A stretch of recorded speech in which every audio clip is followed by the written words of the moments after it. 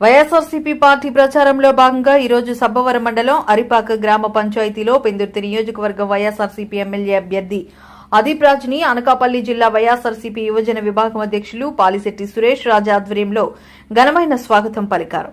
ఈ కార్యక్రమంలో ఎమ్మెల్యే మాట్లాడుతూ దేశం మొత్తం మన పథకాలను వారి వారి రాష్ట్రాల్లో అమలు జరిపేంతగా మన ముఖ్యమంత్రి మనందరికీ సంక్షేమం అందిస్తున్నారని, కాబట్టి అందరూ మరలా ఫ్యాన్ గుర్తుకు ఓటు వేసి వైఎస్ఆర్సీపీ పార్టీని గెలిపించాలని కోరారు.